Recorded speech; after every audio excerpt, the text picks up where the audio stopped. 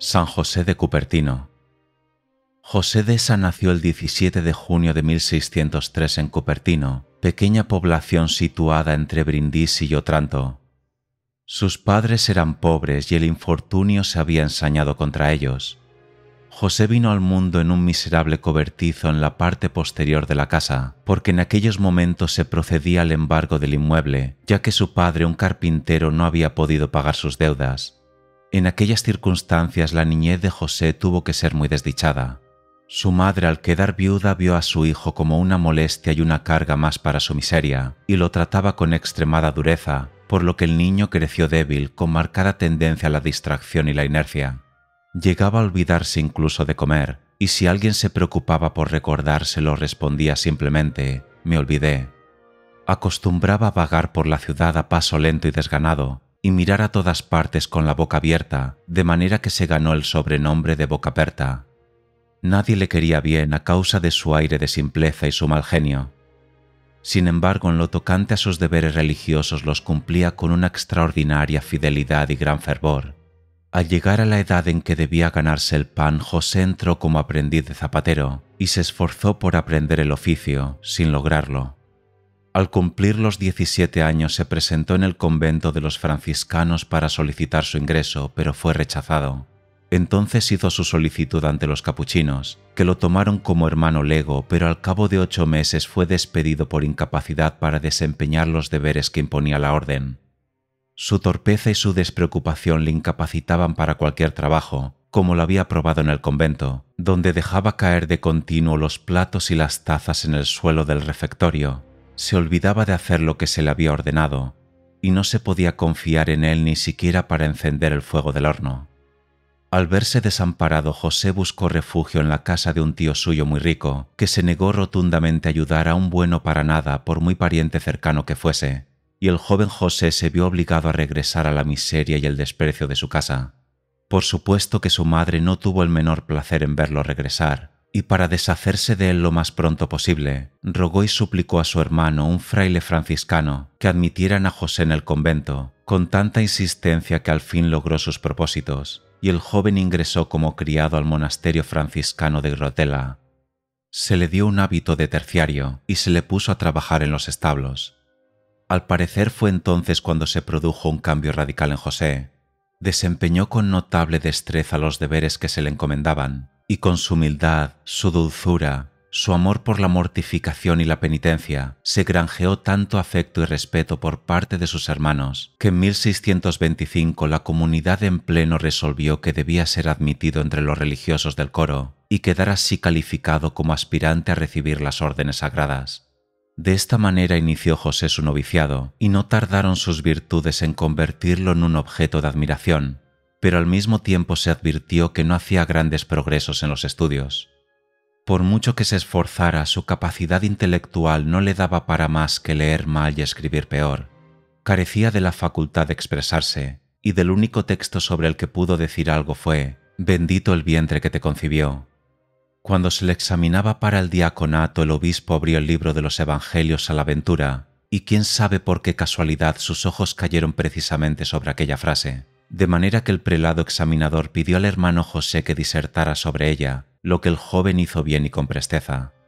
Cuando llegó el momento del examen para el sacerdocio, los primeros candidatos respondieron a las preguntas en forma tan completa y satisfactoria que los restantes, entre los que se encontraba José, fueron aprobados sin haber pasado por el examen. Tras haber recibido las órdenes sacerdotales en 1628, pasó 5 años sin probar el pan o el vino, y las hierbas que comía los viernes eran tan amargas o desabridas que sólo él las podía tragar.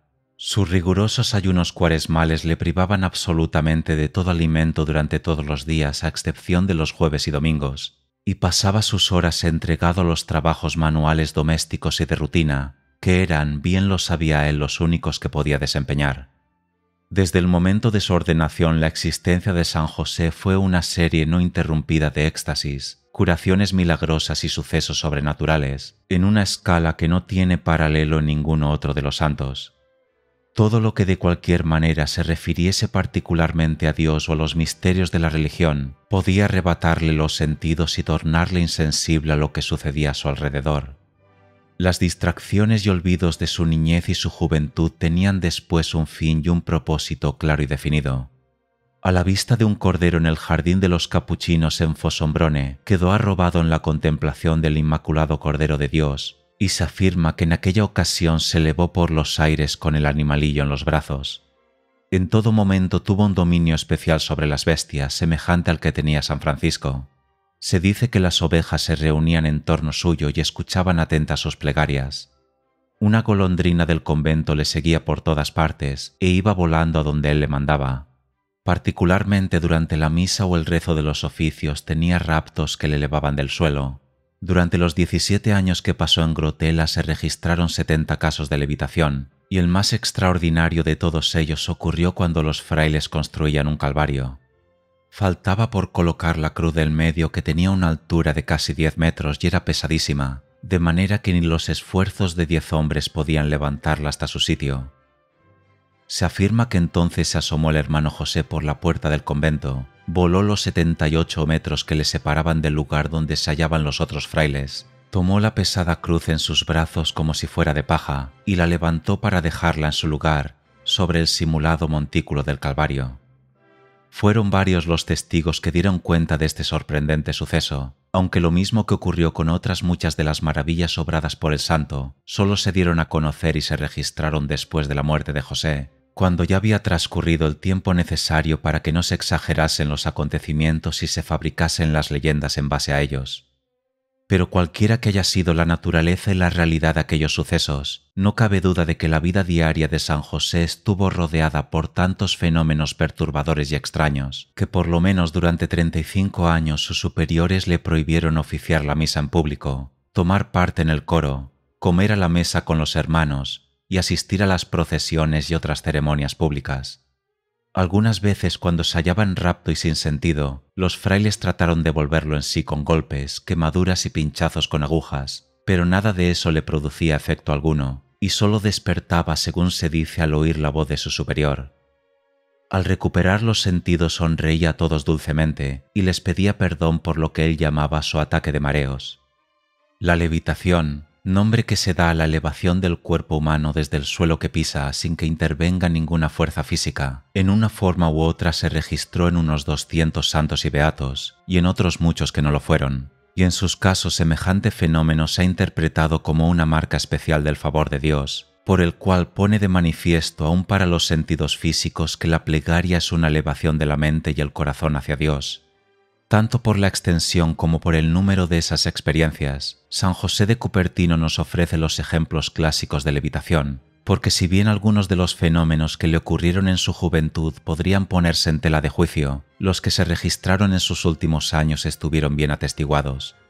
Por ejemplo, uno de sus biógrafos declara: en 1645 el embajador de España en la corte pontificia, el gran almirante de Castilla, pasó por Asís y visitó a José de Cupertino en su celda.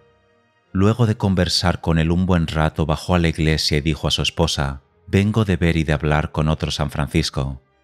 La señora manifestó entonces su gran deseo de gozar de un privilegio igual, y el padre guardián mandó decir a José que bajase a la iglesia para hablar con su excelencia. El hermano respondió: «Obedeceré, pero no puedo decir si podré hablar con la dama». En efecto, momentos después apareció en la puerta de la iglesia, pero en el mismo instante clavó los ojos en una imagen de la Virgen María que se hallaba en el altar, y de pronto se elevó del suelo y voló unos 12 pasos por encima de las cabezas de los que estaban en la nave hasta quedar parado a los pies de la estatua. Permaneció ahí un momento, lloró en homenaje a la señora, y después de emitir su grito peculiar voló de nuevo hasta la puerta de la iglesia y regresó deprisa a su celda, mientras el almirante, su esposa y todos los miembros de su séquito que presenciaron la escena permanecían inmóviles en su sitio, como paralizados por el asombro. Ese suceso, que se relata en 2 de las biografías del santo, se presentó apoyado por numerosas referencias de los testigos oculares durante las deposiciones en el proceso de canonización. Es todavía más digna de confianza la evidencia de la levitación del santo suministrada en Osimo, donde pasó los últimos 6 años de su vida. Ahí le vieron sus hermanos en religión elevarse por los aires hasta una altura de 3,5 metros a 4 metros para besar la frente del niño Dios que se hallaba en brazos de una imagen de la Virgen, muy por encima del altar, y no se limitó a eso, sino que alzó de los brazos de la Virgen la imagen del niño, que estaba hecha de cera, y como si la arrullara voló con ella en sus brazos hasta su celda, donde continuó suspendido en los aires en todas las actitudes y posturas imaginables. En otra ocasión, durante aquellos últimos años de su vida, levantó a otro de los frailes y lo transportó en su vuelo alrededor de una habitación, y se afirma que ya había hecho lo mismo en varias oportunidades previas. Durante la última misa que celebró el día de la Asunción de 1663, un mes antes de su muerte, tuvo un rapto que le levantó más largo tiempo que todos los anteriores. Y para todos estos sucesos contamos con la evidencia de numerosos testigos oculares que hicieron sus deposiciones bajo juramento unos 4 o 5 años más tarde solamente. Sería irrazonable suponer que aquellos testigos se engañaron en cuanto al hecho preciso de que el santo flotaba en los aires, puesto que todos estaban convencidos de haberlo visto así bajo las condiciones y circunstancias posibles. Próspero Lambertini, el que después fue el Papa Benedicto XIV, suprema autoridad en las evidencias y procedimientos de las causas de canonización, estudió personalmente todos los pormenores en el caso de San José de Cupertino. El escritor dice más adelante: cuando la causa se presentó a discusión ante la Congregación de Ritos, Lambertini era promotor fidei, el personaje que vulgarmente se conoce con el nombre de abogado del diablo. Y es cosa sabida que su animadversión hacia las pruebas que se habían sometido a su consideración era firme y exigente. Sin embargo, debemos creer que aquellos escrúpulos quedaron completamente satisfechos, puesto que no solo fue el propio Lambertini quien, instalado ya en el trono de San Pedro, emitió el decreto de beatificación en 1753, sino que en su obra magna, De Servorum Dei Beatificatione, dice lo siguiente: mientras yo desempeñaba el cargo de promotor de la fe, se sometió a la consideración de la Sacra Congregación de Ritos la causa del venerable siervo de Dios, José de Cupertino, causa esta que después de mi retiro fue llevada a una conclusión favorable. En el curso del proceso, los testigos oculares de indiscutible integridad suministraron evidencias sobre las famosas levitaciones o levantamientos desde el suelo y vuelos prolongados del mencionado siervo de Dios cuando se hallaba arrebatado en éxtasis. No cabe la menor duda de que Benedicto XIV, un crítico apegado a normas estrictas que conocía el valor de las evidencias y que había estudiado las deposiciones originales con más detenimiento que cualquier otro de los miembros del tribunal, creía a pie juntillas que los testigos de las levitaciones de San José habían observado realmente lo que aseguraban haber visto. Por supuesto, no faltaron las personas para quienes aquellas manifestaciones eran piedra de escándalo. Cuando San José recorría la provincia de Bari y atraía a las multitudes, las autoridades eclesiásticas le denunciaron como a uno que anda por los caminos de estas provincias y que como un nuevo Mesías arrastra a las muchedumbres en pos suya a causa de ciertos prodigios realizados ante unas cuantas de aquellas gentes ignorantes que están dispuestas a creer cualquier cosa. El vicario general presentó la queja al inquisidor de Nápoles y se hizo comparecer a José. Al examinarse los pormenores de las acusaciones, no hallaron los inquisidores nada digno de censura, pero no por eso levantaron los cargos al acusado, sino que le enviaron a Roma para que se presentara ante el ministro general de su orden. Este le recibió al principio con dureza, pero muy pronto quedó impresionado por la evidente inocencia y por el porte humilde de José, y acabó por llevarle consigo a ver al Papa Urbano VIII. A la vista del vicario de Cristo, el santo entró en éxtasis, y dijo el pontífice Urbano que si José moría antes que él no dejaría de dar testimonio sobre el milagro que acababa de presenciar. En Roma se decidió enviar a José de regreso a Asís, donde nuevamente sus superiores le trataron con una notable severidad y por lo menos fingieron que le consideraban como un hipócrita. Llegó a Asís en 1639 y permaneció ahí 13 años. Al principio debió sufrir muy duras pruebas, tanto internas como externas. Hubo temporadas en las que le pareció que Dios le había abandonado. A sus ejercicios religiosos le acompañaba una sequedad espiritual que le afligía en extremo, al tiempo que las más terribles tentaciones le hundían en una melancolía tan profunda que apenas levantaba los ojos del suelo. Al ser informado de esto, el ministro general mandó llamar a José a Roma y tras retenerlo ahí 3 semanas lo devolvió a Asís. Durante su viaje a Roma, el santo experimentó un retorno de aquellos consuelos divinos que le habían sido retirados temporalmente. Las noticias sobre la santidad y los milagros de José sobrepasaron las fronteras de Italia. y personajes tan distinguidos como el almirante de Castilla, quien ya mencionamos, se detenían en Asís para visitarlo. Entre estas personalidades se hallaba también John Frederick, duque de Brunswick y Hannover. Aquel noble señor que era luterano se conmovió tanto por lo que presenció que ahí mismo abrazó la religión católica. El santo solía decir a ciertas personas escrupulosas que acudían a consultarle: «No me gustan los escrúpulos ni la melancolía. Si tus intenciones son buenas, no tienes nada que temer». Siempre instaba la plegaria. «Orad», decía. «Si os turban la aridez o las distracciones, decid un Padre Nuestro y eso basta, porque entonces habréis hecho oración vocal y mental». Cuando el cardenal Lauria le preguntó lo que veían las almas en éxtasis durante sus raptos, repuso: «Se sienten como transportadas dentro de una galería maravillosa, resplandeciente con una belleza interminable. Y ahí, con una sola mirada en un espejo, comprenden las visiones maravillosas que Dios se complace en mostrarles». En el ir y venir de la vida diaria andaba siempre tan preocupado por las cosas celestiales que si se cruzaba una mujer en su camino, él suponía auténticamente y con toda sinceridad que veía pasar a Nuestra Señora, a Santa Catalina o a Santa Clara. Y si era un hombre desconocido el que se atravesaba, lo confundía con alguno de los apóstoles, y muchas veces al encontrarse con otro fraile compañero suyo creyó estar ante San Antonio o ante el propio San Francisco. Por razones que desconocemos, en 1653, la Inquisición de Perugia recibió instrucciones para sacar a José de la comunidad de su orden y ponerlo a cargo de los capuchinos en calidad de fraile solitario en las colinas de Pietrarosa, donde debía vivir en estricta reclusión. «¿Será necesario que vaya prisionero?», inquirió, y partió sin tardanza, con tanta prisa que dejó su sombrero, su capa, su breviario y sus anteojos. Y en efecto había ido a una prisión. No se le permitía abandonar la clausura del convento, hablar con alguien fuera de los frailes, escribir o recibir cartas. Quedó totalmente aislado del mundo exterior.